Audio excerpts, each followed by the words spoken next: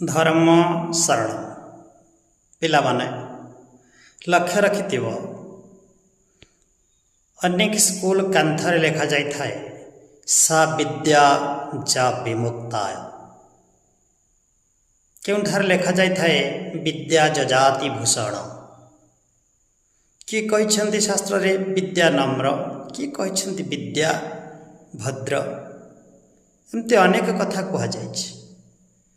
ପ୍ରକୃତରେ ଯଦି ଆମେ ଏ ଶବ୍ଦର ଅର୍ଥକୁ ବୁଝୁଛେ ତାହେଲେ ପାଳନ କାହିଁ କରୁନା?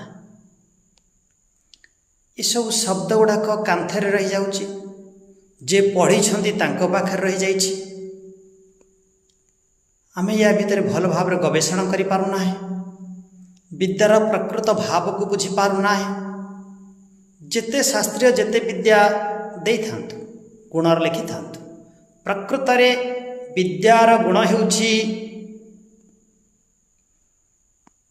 ସଦ୍ମାର୍ଗ ଦର୍ଶନ ସଏବ ବିଦ୍ୟା। ଅର୍ଥାତ୍